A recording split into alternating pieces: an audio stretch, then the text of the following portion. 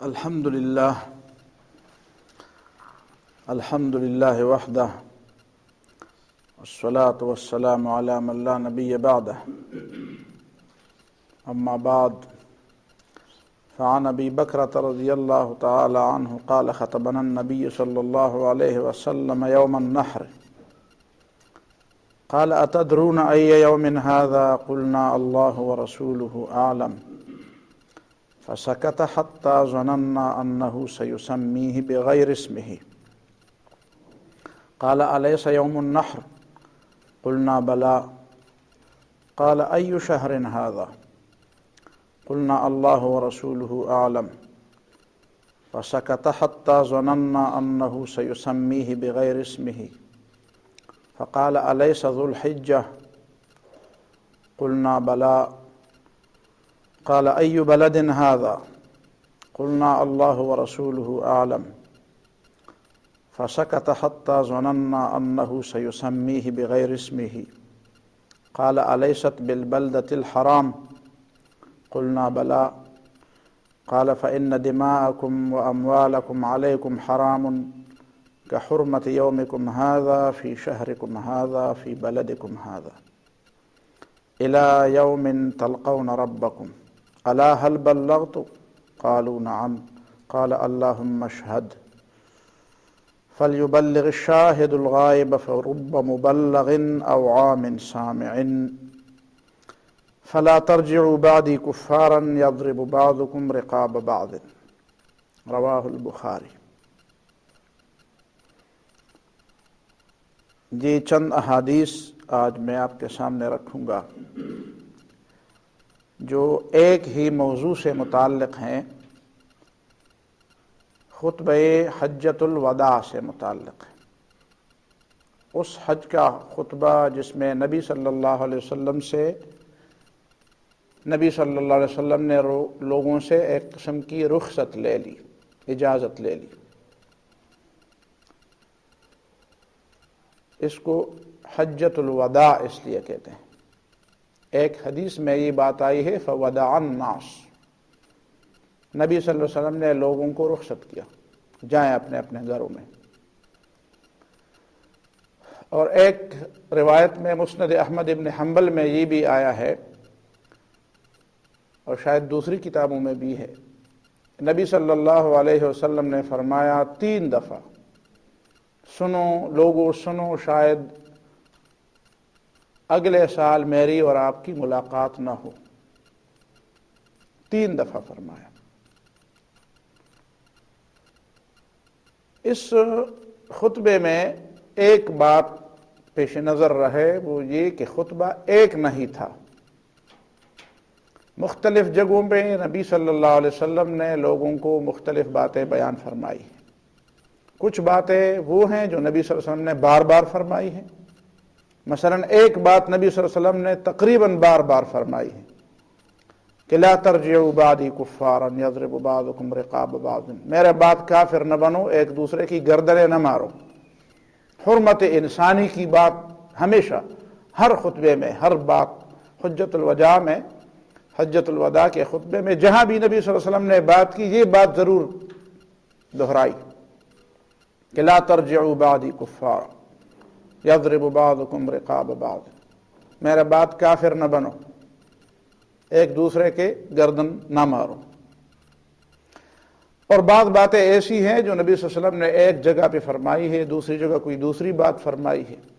اسی وجہ سے صحابہ کرام نے جو سنا وہ ہمیں بیان کر کے پیش کیا۔ کچھ لوگوں نے یہ بھی کہا کہ نبی صلی اللہ علیہ وسلم نے بہت باتیں کی لیکن ہمیں یاد نہیں پڑی، بس صرف ایک بات ہمیں یاد پڑی ہے۔ تو انہوں نے وہی ایک بات نقل کی، البتہ اتنا تو فرمایا کہ باتیں تو نبی صلی اللہ علیہ وسلم نے بہت کی ہیں، لیکن سب باتوں کو ہم یاد نہ کر سکے۔ فی الوقت یہ 5-6 احادیث جو میں نے یہاں پہ نقل کی ہیں، ان کا ترجمہ اور مختصر تشریح آپ سنیں۔ ہے تو خطبہ نبی صلی اللہ علیہ وسلم کا۔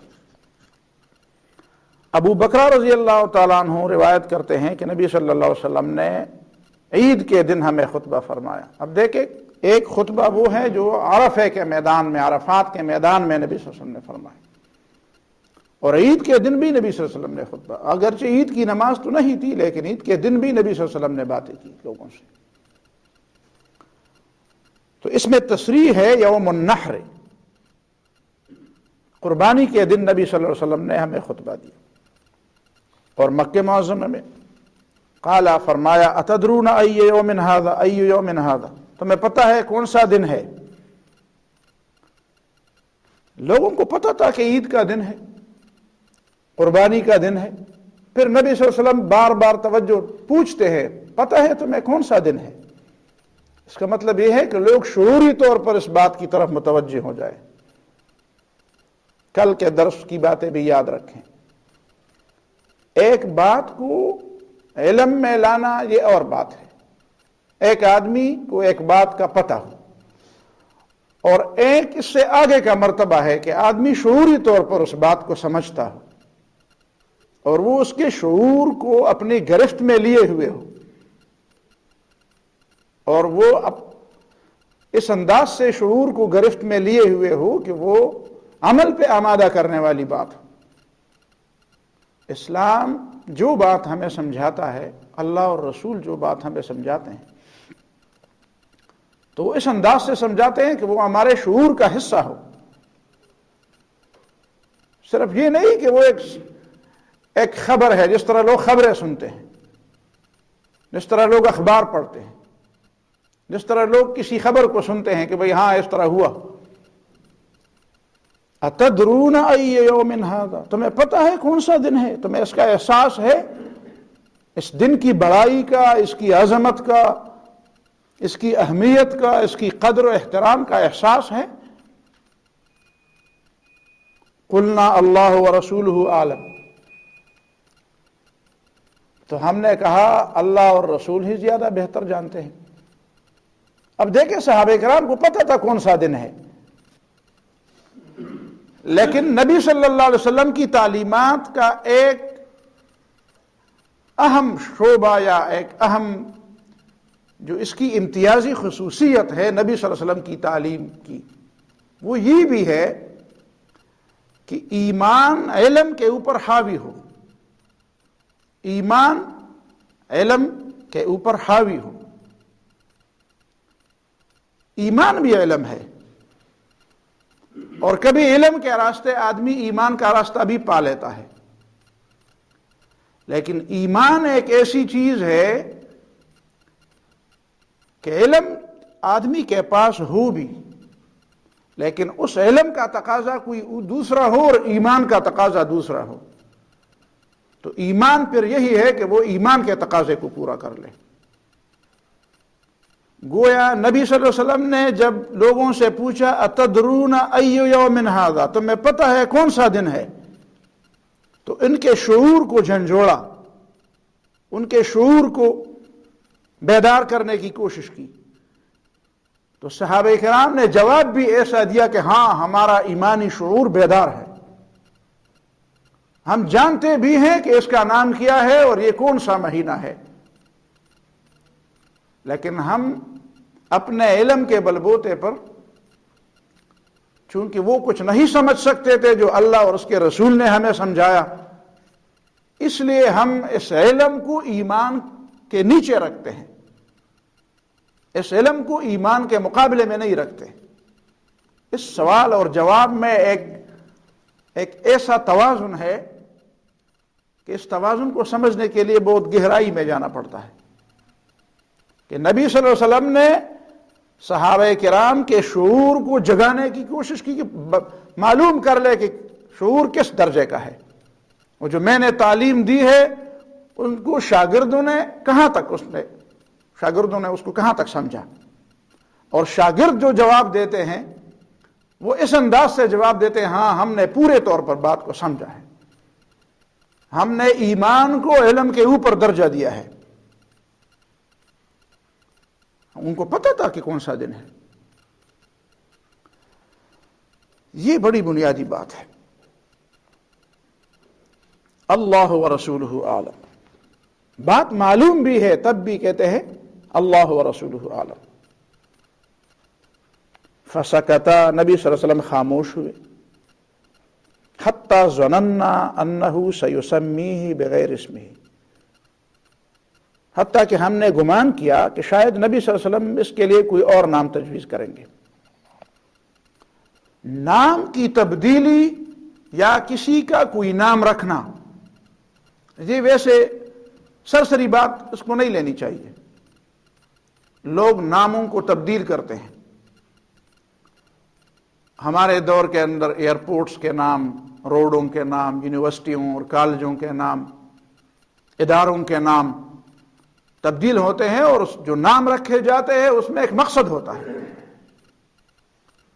سب سے پہلے یہ کام نبی صلی اللہ علیہ وسلم نے کیا، انسانوں کے نام بھی تبدیل کیے، ناموں میں اچھے اور برے بتا دیے، سچے اور جھوٹے نام بھی بتا دیے، سچے اور جھوٹے نام۔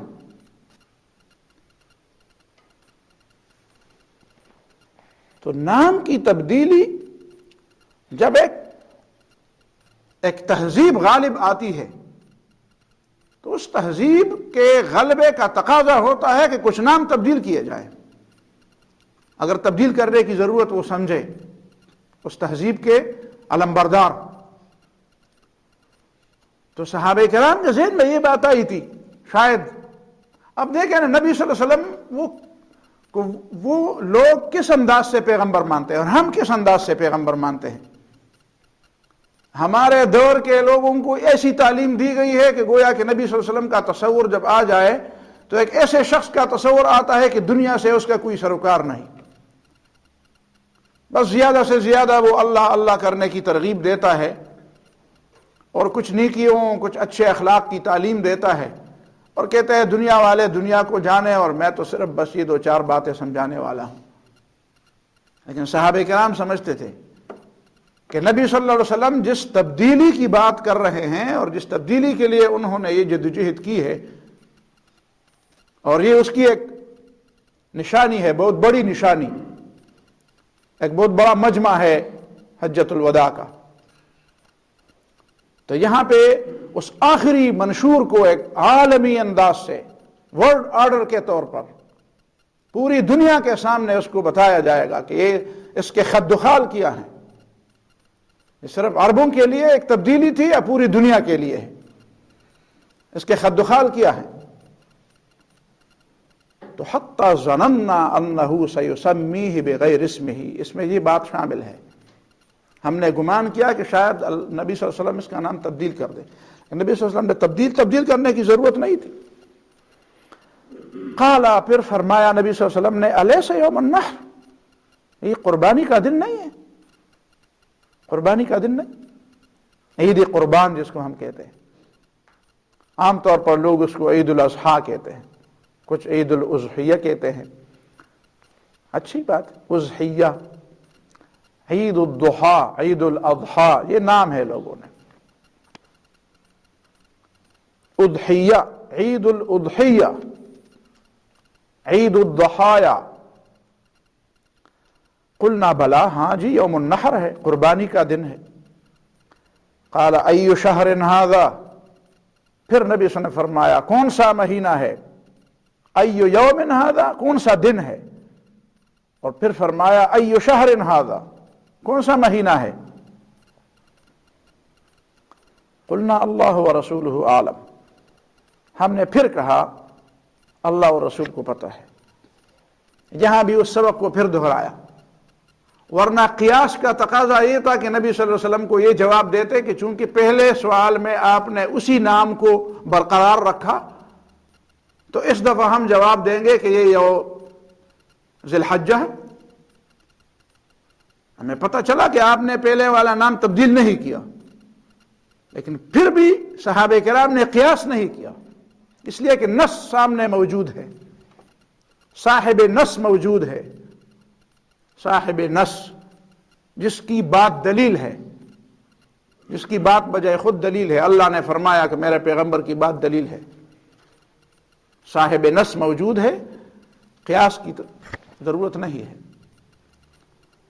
پھر فرمایا اللہ ورسولہ عالم، فسکت، نبی صلی اللہ علیہ وسلم خاموش ہوئے، حتی حتی ظننا انہ سیسمیہ بغیر اسمہ، پھر ہم نے گمان کیا کہ شاید نبی صلی اللہ علیہ وسلم اس کا نام تبدیل کر دیں۔ فقال، پس نبی صلی اللہ علیہ وسلم نے فرمایا، الیس ذو الحجہ، ذو الحجہ کا مہینہ نہیں ہے؟ قلنا اللہ ورسولہ اعلم، قلنا بلا، ہم نے کہا ہاں ہے، بلا ہے۔ قال ای بلد ھذا، کون سا شہر ہے یہ؟ پھر وہ اسی بات کو یاد کر دے، تازہ کر دے۔ قلنا اللہ ورسولہ اعلم، اللہ اور رسول سب سے زیادہ جاننے والے ہیں۔ فسکت حتی ظننا انہ سیسمیہ بغیر اسمہ، پھر نبی صلی اللہ علیہ وسلم خاموش ہوئے، ہم نے گمان کیا شاید نبی صلی اللہ علیہ وسلم اس کا بھی نام تبدیل کر دیں۔ پھر وہی بات، قیاس پھر بھی نہیں کرتے۔ قال الیست بالبلدۃ الحرام، یہ وہ محترم شہر نہیں ہے، محترم البلدہ، البلد الحرام، البلد الحرام، محترم شہر، ہزاروں سالوں سے محترم آ رہا ہے یہ شہر۔ قلنا بلا، ہم نے کہا ہاں ہے۔ تو ان تین باتوں کو، دن، مہینہ اور شہر، ان تین باتوں کا احترام ان لوگوں کے دماغ کے اندر پہلے سے تھا، اور نبی صلی اللہ علیہ وسلم نے اس کو برقرار رکھا تھا۔ لیکن نبی صلی اللہ علیہ وسلم نے اس پہ ایک مزید، اس کو تھوڑا سا ایکسٹینڈ کیا، تھوڑی سی توسیع کی اس کے اندر، کہ یہ حرمت جس وجہ سے ہے وہ وجہ عام ہونی چاہیے۔ جو سبق اس شہر کے اندر، اس مسجد کے اندر تم سمجھتے ہو اور جو سبق تم یاد کرتے ہو، اب اس بات کی ضرورت ہے، میری نبوت اور یہ پیغام، یہ ورلڈ آرڈر یہ اس لیے ہے کہ جس سبق اور جس درس کو تم یہاں پہ پڑھتے ہو، اس درس کو عملی زندگی میں اپناؤ، اس شعر کے باہر اس درس کو عملی جامہ پہناؤ۔ درس اس لیے نہیں ہوتے کہ وہاں پہ سنے جائیں، سنائے جائیں، اور وہاں سے باہر نکلا جائے، اس کو ادھر چھوڑ دیا جائے۔ جس طرح ہم کئی چیزیں چھوڑ دیتے ہیں، ایک جگہ سے جاتے ہیں تو ایک چیز ادھر پہ چھوڑ دیتے ہیں۔ پرانے زمانے میں مسجدوں میں ٹوپیاں ہوتی تھی، تو ننگے سروں جو لوگ جاتے تھے وہ وہاں پہ مسجد کی ٹوپی پہن کر نماز پڑھتے تھے، پھر جب مسجد سے باہر جاتے تھے دوسرا اس کو یاد ہوا، مسجد کی ٹوپی رکھو، مسجد کی ٹوپی رکھو، مسجد کی ٹوپی مسجد میں واپس رکھ دی۔ یہ صرف مسجد کی ٹوپی نہیں ہے کہ آپ مسجد میں اس کو سر پہ رکھ دیں اور مسجد سے باہر جا کر اس کو باہر واپس پھینک دیں۔ یہ ایسا سبق ہے جو تمہیں انسانوں کے ساتھ معاملات میں، دنیا کے معاملات میں اس سبق کو تم نے اپلائی کرنا ہے، اس کو نافذ کرنا ہے۔ یہ ہے دین اور دنیا کی آمیزش، یہ ہے دین اور دنیا کا ایک کرنے کا ایک طریقہ، کہ الگ الگ چیزیں نہیں ہیں۔ گمراہ ہوئے وہ لوگ اور دین سے ہٹ گئے وہ لوگ جنہوں نے دین کو الگ سمجھا اور دنیا کو الگ سمجھا، دین کو دنیا سے آزاد کرنا چاہا اور دنیا کو دین سے آزاد کرنا چاہا۔ دین اس دنیا کو سنوارنے کے لیے ہے، اور دنیا اس دین کو اللہ کی رضا کے لیے عمل میں لانے کے لیے ایک موقع ہے، ایک میدان ہے۔ تو فرمایا الا ان دماءکم، سب سے جو اہم بات نبی صلی اللہ علیہ وسلم نے کی وہ امن کی بات کی، وہ انسان کی حرمت کی بات کی۔ البتہ انسان کی حرمت یہ حق کے نیچے ہے، اور اس بات کو سمجھنے کی تھوڑی سی ضرورت ہے کہ اس پوری کائنات کے اندر سب سے بہتر مخلوق انسان ہے، باقی چیزیں اس کے لیے ہیں،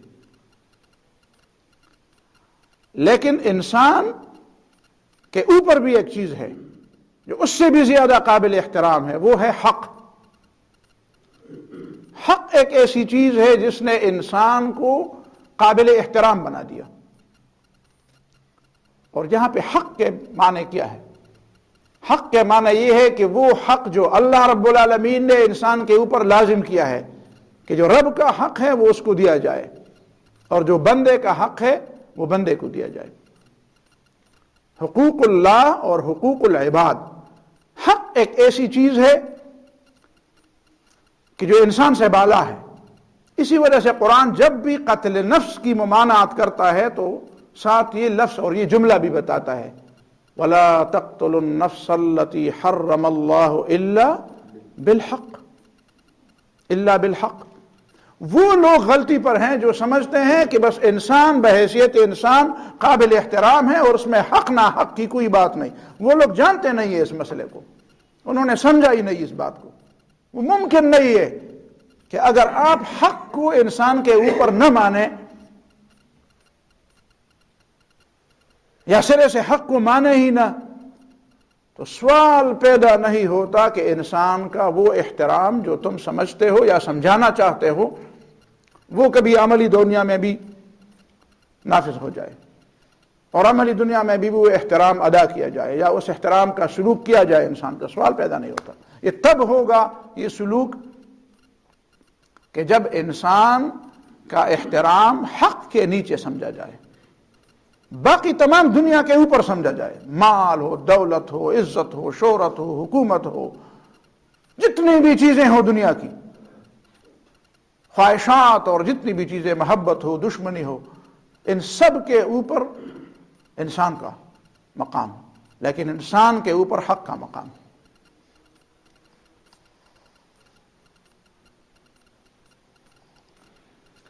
فَإِنَّ دِمَاءَكُمْ وَأَمْوَالَكُمْ عَلَيْكُمْ حَرَامٌ، تمہارا خون اور تمہارے مال ایک دوسرے کے لیے حرام ہے، کہ حرمت یومکم ھذا، جس طرح تمہارا یہ دن محترم ہے، فی شہرکم ھذا، اور اسی مہینے میں محترم ہے، اور فی بلدکم ھذا، اور تمہارے شہر کے اندر احترام ہے اس کا۔ اس دن کا احترام دوسری جگہوں پہ بھی ہو، لیکن اس مہینے کے اندر اور اس شہر کے اندر جو اس کا احترام ہے وہ تو ہزاروں لاکھوں گنا بڑھ جاتا ہے۔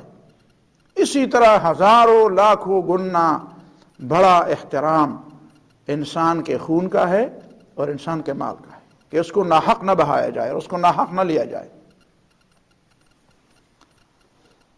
اور اس خاص شہر کے بارے میں جو بتایا، اس کے اندر جو نقطہ ہے فی بلدکم ھذا،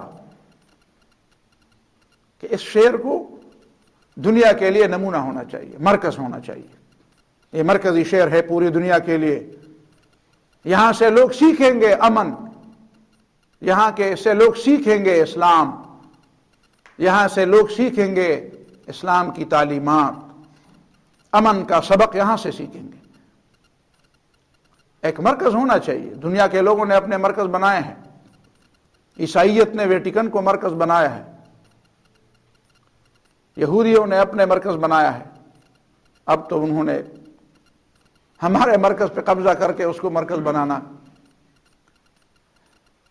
تو اسلام کا مرکز ہے یہ حرم، ہمارا مرکز حرم ہے، دوسرا مرکز ہمارا مدینہ منورہ ہے، باقی مراکز ہوتے رہیں گے، یہ چھوٹے چھوٹے مراکز ہیں، اصل مرکز جو عالمی مرکز ہے وہ حرمین ہے۔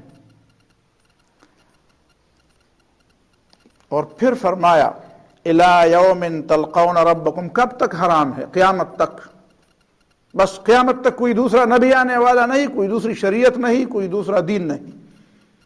الی یوم تلقون ربکم، جب تمہاری ملاقات اپنے رب سے ہوگی اور تم سے پوچھے گا، اس وقت تک اس حرمت کو برقرار رکھنا۔ اور پھر فرمایا الا هل بلغت، لوگو کیا میں نے پیغام پہنچایا؟ اب نبی صلی اللہ علیہ وسلم کے پاس اتنا، ان کے ذہن کے اندر، اس کے دل کے اندر تو ذمہ داری کا اتنا احساس ہے، لوگوں کو بتاتے ہیں هل بلغت، تم گواہ ہو، قرآن میں ہے نا فَلَنَسْأَلَنَّ الَّذِينَ أُرْسِلَ إِلَيْهِمْ وَلَنَسْأَلَنَّ الْمُرْسَلِينَ، پیغمبروں سے بھی پوچھیں گے، جن لوگوں سے، اور جن لوگوں کے پاس پیغمبر بھیجے گئے تھے ان سے بھی پوچھیں گے۔ تو نبی صلی اللہ علیہ وسلم کو تو ہمیں تو نہیں ہے احساس نا، نبی صلی اللہ علیہ وسلم کو احساس تھا، لوگوں کو کہا ہاں تم گواہ ہو، میں نے پہنچایا۔ ایک حدیث میں 3 بار ہے، قالوا نعم، قال اللہم اشہد، 3 دفعہ نبی صلی اللہ علیہ وسلم نے انگلی اٹھائی، اللہ تعالیٰ تم گواہ رہے، ان لوگوں نے اس بات کی گواہی دی کہ میں نے بات پہنچائی ہے۔ ہماری بھی ذمہ داری ہے، ہم نے گواہی، ہم اس بات کے ہیں کہ ہم کچھ لوگوں کو گواہ کر دیں کہ ہم نے بات پہنچائی یا پہنچانے میں ہم نے مدد کی۔ پھر فرمایا فَلْيُبَلِّغِ الشَّاهِدُ الْغَائِبُ، جو یہاں پہ حاضر ہے وہ ان لوگوں کو پہنچائیں جو یہاں سے غیر حاضر ہیں۔ فَرُبَّ مُبَلَّغٍ أَوْعَىٰ مِنْ سَامِعٍ، بارہا ایسا ہو سکتا ہے کہ جسے بات پہنچائی گئی ہو وہ سننے والے سے، براہ راست سننے والے سے زیادہ اس کو یاد کرنے والا ہوتا ہے۔ اور حقیقت بھی ایسا ہوا، صحابہ کرام نے یاد بھی کیا، عمل بھی کیا، بات کے لوگوں نے یاد بھی کیا، عمل بھی بحیثیت مجموعی، اگرچہ اس انداز سے تو نہیں ہے لیکن مجموعی امت نے تو عمل کیا ہے، ابھی تک عمل تو رہے، تھوڑا ہے لیکن ہے۔ اور انہوں نے مدون بھی کیا، پھر انہوں نے مدون بھی کیا، اوعا، برتن میں ڈال دیا، وعاء برتن کو کہتے ہیں، اوعا برتن میں محفوظ کر دیا، دماغوں میں بھی محفوظ کر دیا، کتابوں میں بھی محفوظ کر دیا، معاشرے میں بھی محفوظ کر دیا۔ میں نے ایک دفعہ بچے سے پوچھا کلاس میں، سنت کے بارے میں بات کر رہا تھا، تو میں نے کہا بیٹا بتاؤ تم نے اذان سنی ہے تو کتاب سے سنی ہے یا مسجد سے اذان سنی؟ تمہیں جو پتہ چلا ہے کہ رمضان کے مہینے میں روزے ہیں، یہ کتاب سے تم نے پڑھا ہے؟ کہاں سے پڑھا؟ کہاں سے تم؟ کہتے لوگ رمضان میں روزے رکھتے ہیں، یہ سنت ہے، یہ مسلمانوں نے یہ کیا، نبی صلی اللہ علیہ وسلم نے جو برقرار رکھا اس کو ابھی تک برقرار رکھا ہوا ہے۔ ہمارے بچے اذان کتابوں میں نہیں پڑھتے، مسجدوں سے سنتے ہیں، نماز کی باتیں مسجدوں سے میں دیکھتے ہیں، رمضان کے روزے، حج، زکوٰۃ، یہ چیزیں دیکھتے ہیں، اپنے سر کے آنکھوں سے دیکھتے ہیں۔ یہ باتیں صرف کتابوں میں نہیں ہے کہ لوگ کہ کتاب میں یہ بات ہے تو یہ کہاں سے آ گئی ہے، اس میں تو شک ہے۔ شک تمہارے دماغ کے اندر ہوگا تو حقیقت میں تو نہیں ہے۔ لوگوں کے دماغ میں ہوگا تو ان کی اپنی کمزوری ہے کہ ان کے دماغ میں اس کے بارے میں شک کیوں ہے۔ اس طرح تو پرانے زمانے میں ایسے لوگ بھی تھے جو اپنے وجود کے بارے میں بھی شک کرتے تھے، تو تم بھی اس طرح کر لو، اس سے کیا فرق پڑتا ہے؟ یہ شک کی چیز ہے ہی نہیں۔ پھر فرمایا فَلَا تَرْجِعُوا بَعْدِي كُفَّارًا، بس ایک بات تو پھر سن لو، میرے بعد کافر نہ بنو، واپس کفر کی طرف نہ پلٹ جاؤ۔ يَضْرِبُ بَعْضُكُمْ رِقَابَ بَعْضٍ، ایسا کفر تو نہیں ہوگا کہ تم پھر خدا کو چھوڑ کر بت پرستی اختیار کر لو گے، لیکن یہ کفر تو ہوگا کہ يَضْرِبُ بَعْضُكُمْ رِقَابَ بَعْضٍ، تم میں سے کچھ لوگ دوسرے لوگوں کی گردنیں اڑانے لگے، ناحق ایک دوسرے کو قتل کرو گے، یہ کام نہ کرو۔ ایک دوسری روایت میں، یہ بخاری کی روایت ہے، ذو الزوائد ایک صحابی ہے، وہ بھی روایت کرتے ہیں حجۃ الوداع کی کہ نبی صلی اللہ علیہ وسلم نے فرمایا یا ایھا الناس، لوگو خذوا العطاء ما کان عطاء، حکومت سے اپنا حصہ لیتے رہو، اپنا وظیفہ، اس زمانے میں تو وظیفہ تھا،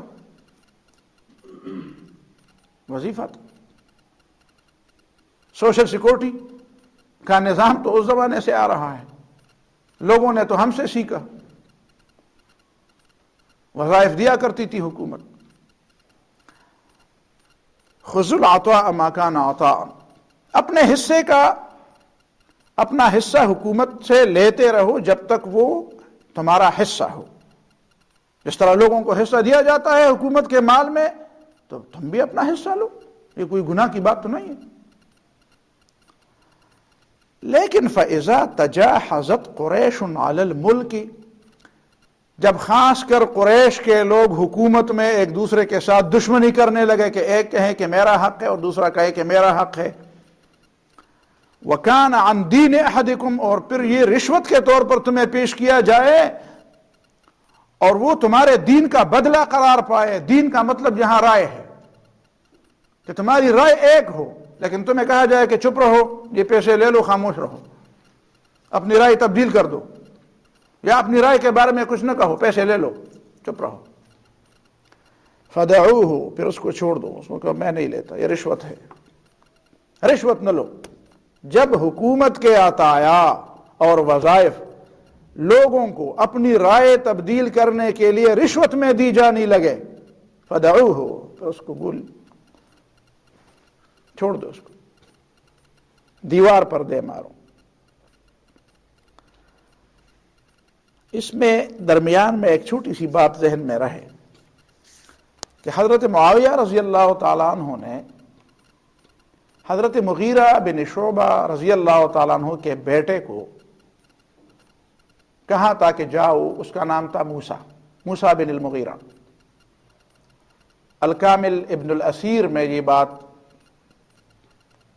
ہے، ثبت ہے، اور میں اسی حوالے سے آپ کے سامنے پیش کر رہا ہوں کہ جا کر کوفے والوں سے پوچھو۔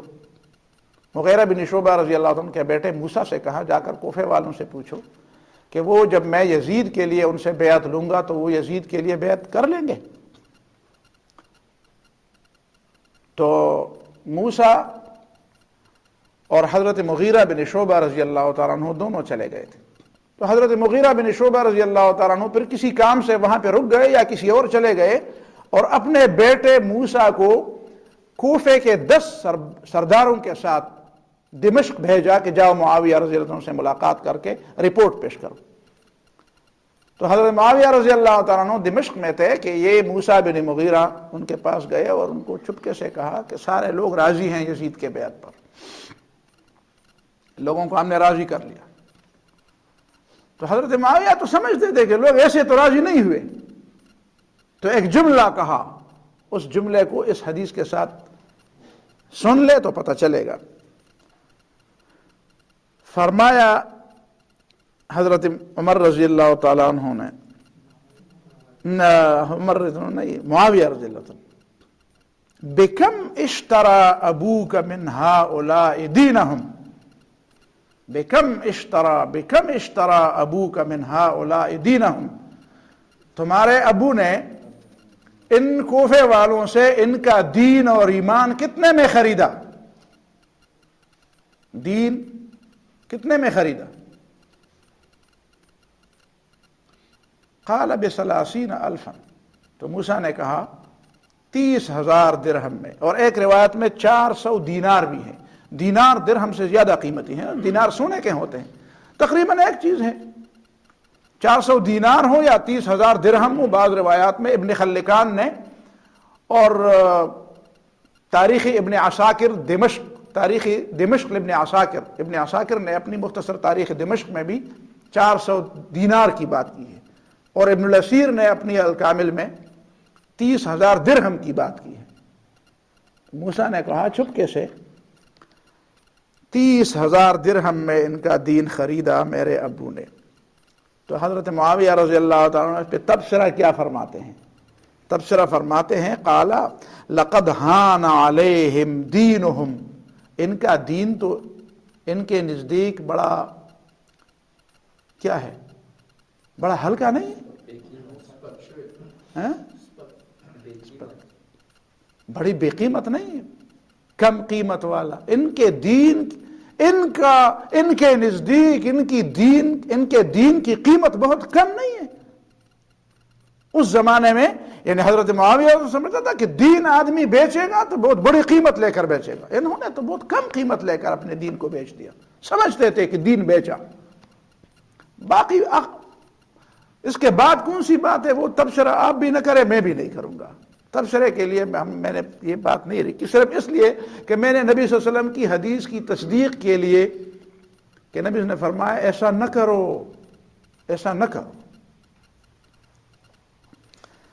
ایک اور روایت ہے، وہ بھی حجۃ الوداع کی ہے، عمرو ابن سلیمان ابن عمرو ابن الاحوص، وہ اپنے ابو عمرو ابن احوص سے روایت کرتے ہیں کہ سمعت رسول اللہ صلی اللہ علیہ وسلم فی حجۃ الوداع، نبی صلی اللہ علیہ وسلم سے میں نے حجۃ الوداع میں سنا، یقول فرماتے تھے الا ان کل ربا من ربا الجاہلیت موضوع، خبردار جاہلیت کے تمام سود معاف ہیں، ختم۔ سودی معاملات ختم، پچھلے جو معاملات ہوئے تھے ان کا کوئی مطالبے کا حق نہیں۔ لکم رؤوس اموالکم، تمہیں اپنا اصل مال ملے گا، اصل زر۔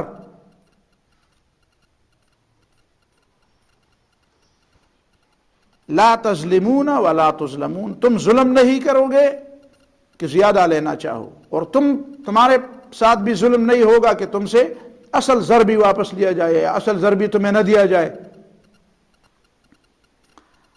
الا وان کل دم من دم الجاہلیت موضوع، خبردار جاہلیت کا تمام خون معاف ہے، جاہلیت میں جو جھگڑے ہوئے ہیں ان کو زندہ نہ کرو، اس خون کا مطالبہ نہیں جو جاہلیت میں بہایا گیا ہے۔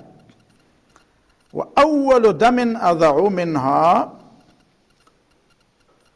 دم الحارث ابن عبد المطلب، اور پہلا خون جو میں معاف کرتا ہوں وہ ہمارے اپنے خاندان کا ہے۔ حارث بن عبد المطلب چھوٹا تھا، کان مسترضعا فی بنی لیس، بنی لیس میں وہ دودھ پینے کے لیے وہاں پہ موجود تھا، ابھی بچہ تھا، ماں کا دودھ پی رہا تھا۔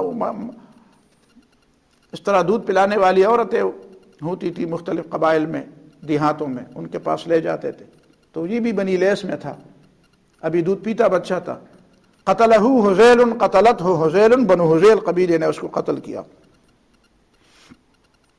اور اس کے بعد وَأَوَّلُ رِبًا أَضَعُهُ رِبَا عَمِّ العباس، دوسری روایات میں ہے کہ وہ پہلا سودی مطالبہ جو میں چھوڑنا چاہتا ہوں یا چھوڑنے کا اعلان کرتا ہوں وہ میرے چچے عباس کا سود ہے، جو لوگوں سے پیسے لیتے تھے سود پر اور سود دیتے تھے، تو کسی کو حق نہیں ہے کہ وہ عباس کا اگر کسی پر مطالبہ ہے کہ سود کا مطالبہ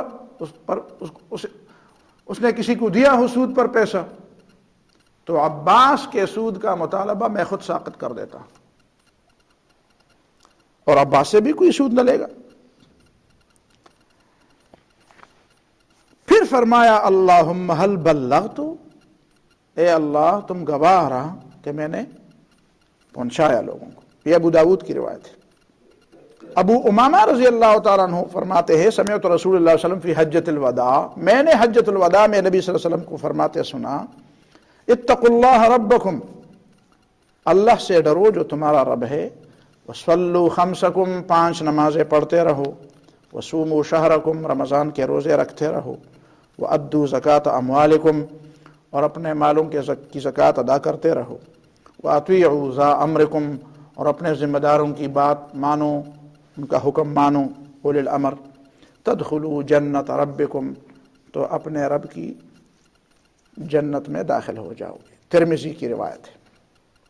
اسی عمرو بن الاحوص رضی اللہ تعالیٰ عنہ کی روایت ہے، نبی صلی اللہ علیہ وسلم نے فرمایا اسی حجۃ الوداع میں، الا واستوصوا بالنساء خیرا، خبردار عورتوں کے بارے میں میری وصیت ہے کہ ان سے اچھا سلوک کرو، کمزور لوگوں کے بارے میں، خاص کر عورتوں کے۔ جاہلیت میں تو عورتوں کو ساتھ بڑا ظلم ہوتا تھا۔ فَإِنَّمَا هُنَّ عَوَانٌ عِنْدَكُمْ، یہ تمہارے پاس ایسے ہیں جس طرح لوگوں کے پاس قیدی ہوتے ہیں، قیدی تو نہیں ہیں، آزاد ہیں، لیکن چونکہ تمہارے گھروں کے اندر ہیں، کسی دوسرے گھر میں تو نہیں جا سکتی، تو قیدی کی طرح ہیں۔ لَيْسَ تَمْلِكُونَ مِنْهُنَّ شَيْئًا غَيْرَ ذَلِكَ، سوائے اپنی ضرورت پوری کرنے کا تم مالک نہیں ہو۔ یہ نہیں کہ تم ان کے دماغ اور ان کے جسم اور ان کے مال کے مالک بن بیٹھو، ان کی اپنی رائے ہے، وہ اپنی مال کی ملکیت ان کا حق ہے، رائے ان کا حق ہے۔ الا ان یاتین بفاحشۃ مبینہ، ہاں اگر وہ کوئی بد اخلاقی کر دے، فان فعلنا، اگر وہ کسی بد اخلاقی کے مرتکب ہوں، یہاں بد اخلاقی سے مراد یہ ہے کہ وہ تمہاری بات نہ مانے، تمہارے حاکمیت کو چیلنج کر دے۔ یہ نہیں ہے کہ اگر وہ روٹی میں نمک کم یا زیادہ کر دے، حاکمیت کو چیلنج کر دے۔ یہ گھر ایک حکومت ہے، اس میں سربراہ حکومت مرد ہے اور بچے اس کے افراد کار ہیں، یہ مملکت کے عوام ہیں۔ تو یہ مملکت چلے گی تب جب مرد کی بات، جب حکمران کی بات مانی جاتی ہے، لیکن اگر عوام اس کو چیلنج کرتے ہیں اور اس انداز سے چیلنج کرتے ہیں کہ نہیں ہم حاکمیت نہیں، یہ بات تو ٹھیک ہے، یہ بات غلط ہے، یہ بات میں نہیں مانتا، یا اب عورت کہے کہ میں یہ بات نہیں مانتی، یہ درست نہیں ہے، وہ تو الگ.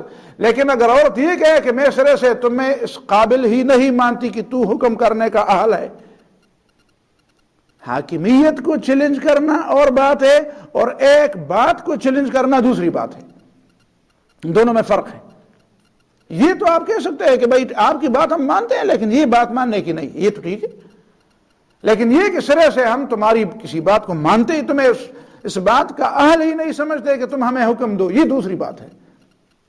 تو یہ دوسری بات یہ حاکمیت کو چیلنج کرنا ہے. تو اگر تمہاری حاکمیت کو چیلنج کیا گیا، فَاهْجُرُوهُنَّ فِي الْمَضَاجِعِ، تو ان سے بستر الگ کر دو، وَاضْرِبُوهُنَّ، اور دوسرے مرتبے پر ان کو مارو. کیسا مار؟ ایسی مار ہو ضرباً غیر مبرح، کہ وہ ایسی مار ہو جو نشان چھوڑنے والی نہ ہو. اور ولا تضرب الوجہ، دوسری روایت میں ہے منہ پر نہ مارو، منہ پر نہ مارو، اور ایسی مار نہ مارو کہ جس سے نشان چھوڑ جائے. تو آپ کو پتہ ہے پھر ایسی مار کیا ہوگی؟ وہ مار پیار کی مار ہوگی، ایک نشانی ہوگی اس بات کی کہ زبان کے بعد جس طرح آپ کسی کو کہتے ہیں جا فلان وہ کام کر، وہ نہیں کرتے، کہتے وہ کیا ہے، وہ جا کر آپ اشارہ کرتے ہیں راستے. اس کا مطلب ہے کہ وہ دوسری اور تیسری بات پر بھی چھوٹا نہیں مانتا، تو آپ اس کو کان سے پکڑ کے کہتے ہیں کہ کیا بتایا تھا. اس کا مطلب یہ نہیں ہوتا. آپ اس کو بس صرف اتنا احساس دلائیں، یہ احساس دلانے کے لیے ہے کہ آپ کسی کے ہاتھ کے نیچے ہیں. ایک نکتہ میں نے ایک جگہ پہ بتایا تھا. دو باتیں ہیں حدیث کے اندر. ایک وہ حدیث ہے جس میں یہ بات آئی ہے کہ عورت پسلی سے پیدا کی گئی ہے. حقیقت میں پسلی سے پیدا نہیں کی، پسلی کی طرح پیدا کی گئی ہے، ٹیڑھی. اور پھر دوسری حدیث میں ہے کہ بائیں پسلی سے پیدا کی گئی ہے. اور قرآن مجید کی آیت ہے کہ الرجال قوامون علی النساء، مرد عورتوں پر قوام ہے. قوام کا معنی یہ ہے کہ وہ ان کے اوپر حاکم ہے.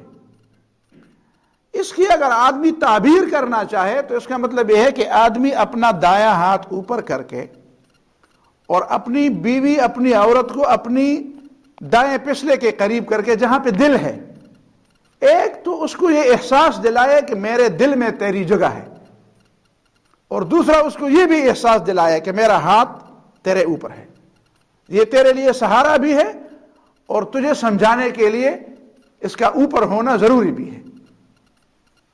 تو اس میں محبت اور سمجھانے کے ملے جلے ایک تصویر ہے، ایک منظر ہے. اسی منظر کو اگر ہم سمجھنے کی کوشش اور سمجھانے کی کوشش کریں پھر کسی کو شکوہ نہیں ہوگا کہ ہاتھ اوپر بھی ہو لیکن اوپر والے ہاتھ نے اس کو دل کے قریب بھی کیا ہو. تو یہ دونوں باتیں اگر مشترک طور پر جمع ہو جائیں تو شاید وہ شکوے پیدا نہ ہوں جو ہمارے ہاں پیدا ہوتے رہتے ہیں. اور پھر فرمایا فَإِنْ أَطَعْنَكُمْ فَلَا تَبْغُوا عَلَيْهِنَّ سَبِيلًا، اگر وہ تمہاری بات مان لے یعنی تمہاری حاکمیت تسلیم کر لے تو پھر تمہیں ان پر دسترازی کا کوئی حق نہیں ہے. أَلَا إِنَّ لَكُمْ عَلَى نِسَائِكُمْ حَقًّا، خبردار تمہاری عورتوں کا تمہارے اوپر حق ہے. وَلِنِسَائِكُمْ عَلَيْكُمْ حَقًّا، اور تمہاری عورتوں کا بھی، تمہارا بھی تمہارے عورتوں کے اوپر حق ہے. لَكُمْ عَلَى نِسَائِكُمْ، تمہارا حق ہے تمہاری عورتوں کے اوپر. وَلِنِسَائِكُمْ عَلَيْكُمْ حَقًّا، اور تمہاری عورتوں کا بھی تمہارے اوپر حق ہے. فَأَمَّا حَقُّكُمْ عَلَى نِسَائِكُمْ، تمہارا حق تمہاری عورتوں پر یہ ہے کہ فَلَا يَطِئْنَ فِرَاشَكُمْ مَنْ تَكْرَهُونَ، کہ تمہارے بستر پر وہ لوگ نہ بیٹھے جو تمہیں ناپسندیدہ ہوں. تمہارے بستر پر وہ لوگ نہ بیٹھے جو تمہیں ناپسندیدہ ہوں. بلکہ وَلَا يَأْذَنَّ فِي بُيُوتِكُمْ لِمَنْ تَكْرَهُونَ، تمہارے گھر کے اندر وہ لوگ داخل نہ ہوں جو تمہیں ناپسندیدہ ہوں، چاہے رشتہ داروں میں ہوں. تمہیں پسند نہ ہو کہ وہ میرے گھر آ جائے تو نہ آئے، تمہاری عورت ہے، اس میں تمہاری بات مان لے، یہ نہ کہے کہ وہ تو تمہارا رشتہ دار ہے، کیوں تم کہتے ہو کہ نہ آئے؟ بس جب تم کہتے ہو کہ نہ مجھے پسند نہیں ہے، کیوں پسند نہیں ہے یہ دوسری بات ہے، مجھے پسند نہیں ہے کہ وہ میرے گھر آ جائے، نہ آئے۔ الا وحقهن علیکم، عورتوں کا حق تمہارے اوپر یہ ہے، ان تحسنوا الیہن، کہ ان کے ساتھ احسان کرو، حسن سلوک کرو، ان کا حق بہتر طریقے سے ادا کرو، فی کسوتہن، ان کے کپڑوں میں بھی، وطعامہن، اور ان کے خوراک کے اندر بھی۔ عامر بن الاحوص سے ایک دوسری روایت بھی نقل کرتے ہیں حجۃ الوداع کے بارے میں، نبی صلی اللہ علیہ وسلم نے فرمایا الا لا یجنی جان الا علی نفسہ، خبردار جو آدمی جرم کرے گا وہ خود اس کا ذمہ دار ہوگا، اور اس کا مطلب یہ ہے کہ الا لا یجنی جان علی ولدہ، خبردار یہ بات نہیں ہے کہ آدمی جرم کرے اور اس کی سزا اس کے بیٹے کو ملے، اس کے بچوں کو ملے، جس طرح لوگ اس طرح کرتے ہیں، جرم ایک کرتا ہے پھر اس میں اس کے بچوں کو گرفتار کیا جاتا ہے۔ نبی نے فرمایا نہیں، یہ عالمی منشور ہے، ورلڈ آرڈر ہے، یہ جو جرم کرے گا وہ خود اس جرم کا ذمہ دار ہوگا، اس کے بچے ذمہ دار نہیں ہوں گے۔ الا ولا مولود عن والدہ، جو بچہ جرم کرے گا وہ خود ذمہ دار ہوگا، اس کا والد ذمہ دار نہیں ہوگا، اس کے گھر والے ذمہ دار نہیں ہوں گے۔ الا وان الشیطان قد ایس من ان یعبد فی بلادکم ہذہ، شیطان اس بات سے مایوس ہے کہ کبھی مکہ معظمہ میں، کبھی حجاز میں، کبھی اسلام کے مرکز میں اس کی بندگی کی جائے گی، ابداً ہمیشہ کے لیے اس کی بندگی نہیں ہوگی۔ ولیکن ستکون لہ طاعۃ، لیکن شاید کچھ لوگ اس کی تھوڑی سی بات مان لیں، فیما تحتقرون من اعمالکم، ان معاملات میں جو تمہیں معمولی نظر آتے ہوں، شاید کچھ ایسی باتوں میں تم شیطان کی بات مان لو گے کہ جو تمہیں معمولی نظر آتی ہیں، حالانکہ وہ معمولی تو نہیں ہوں گی، لیکن بہرحال شیطان اس بات سے مایوس ہے کہ اس کی بندگی کی جائے گی جس طرح پہلے اس کی بندگی ہوتی تھی۔ اور فَسَيَرْضَى بِهِ، شیطان اس سے بھی خوش ہو جائے گا کہ چلو تھوڑی سی بات تو میری مان لی، مطلب یہ ہے کہ تھوڑی بات بھی نہیں ماننی چاہیے، اس کو خوش نہیں کرنا چاہیے، دشمن ہے، دشمن کو خوش نہ کرو۔ یہ ترمذی میں ہے۔